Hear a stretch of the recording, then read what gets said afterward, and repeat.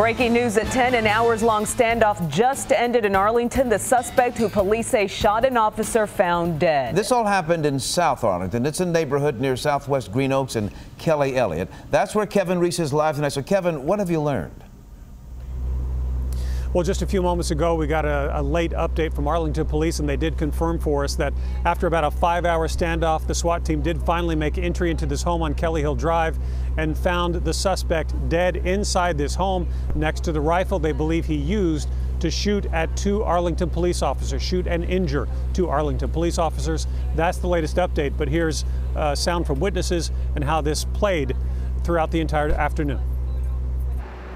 It started around 4:30, the SWAT team approaching a home from both the front and backyards when someone started shooting from the front of the house, hitting one officer in the legs, another in the hand. Before I left the room, I looked out the window, and there was actually an officer that was being dragged because he obviously got hit. Inessa Guevara was in her home across the street when the shooting began. I was talking to one of my coworkers, and there was just gunshots going off everywhere, and there was one really close. It actually went through my ceiling.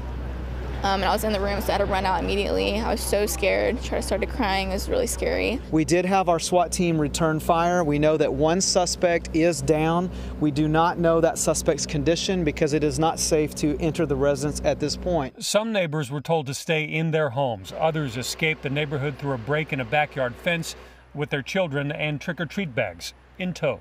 All right, man, I'm just trying to leave, man. They're poor kids. The worst thing I thought they had to deal with tonight was, some rain.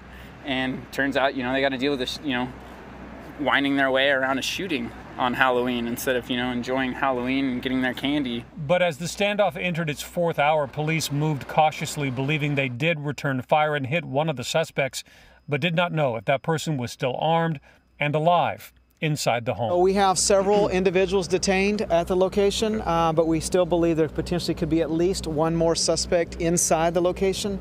And so that's why we're not taking any chances.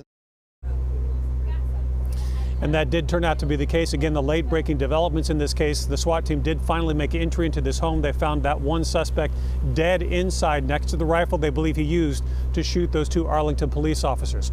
4 other people in custody, charges pending against them, depending on what happens as this investigation moves forward. Those 2 officers, by the way, the one injured in the legs is in stable condition. The other officer chose to stay here at the scene and continue working with the SWAT team. Live in Arlington, Kevin Reese, Channel 8 News.